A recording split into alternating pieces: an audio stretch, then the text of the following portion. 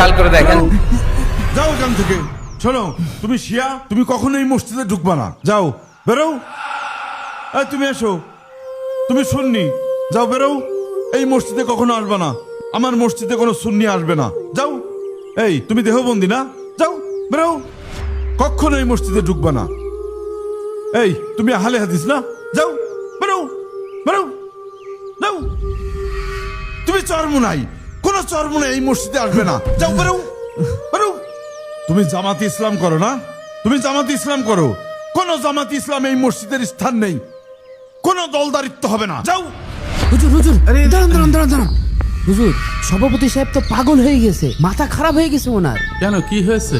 উনি একে একে মসজিদ থেকে কয়েকজন মুসল্লিকে বের করে দিচ্ছে। বের করে দিচ্ছে কেন? সে তো আমিও বুঝতে পারছি না। আপনি চলেন, না বড় একটা গ্যাঞ্জাম হয়ে যাবে না, দেরি করা ঠিক হবে না। আসেন। আচ্ছা চলো যে দেখি কেন সেই কাজ করছে। এই দেখেন, মসজিদের সকল মুসল্লিকে সেক্রেটারি সাহেব বের করে দিয়েছে। কি ব্যাপার সেক্রেটারি সাহেব, আপনি এটা কি করলেন? ব্যাপার কিছুই না। তাহলে এই দলগুলোকে কেন মসজিদ থেকে বের করে দিলেন? দেখেন হুজুর, আমি ওসব ভাগাভাগির মধ্যে নাই। কিন্তু আপনার কথা কাজে তো কোনো মিল পেলাম না। আপনি যা বললেন তার উল্টোটা করলেন। মানে? আপনি ইসলামের মধ্যে দল ভাগাভাগি করছেন। আপনি জানেন না আপনি কত বড় অন্যায় করছেন। শোনেন হুজুর, আমি ভাগাভাগি পছন্দ করি না। আমি চাচ্ছি সবাইকে এক করতে। তাই না? হ্যাঁ, আমার একটা কাজ করে দেবেন? কি কাজ? এই নেন, এই পেন্সিলটা ভেঙে দেখান, দেখি আপনার গায়ে কত শক্তি।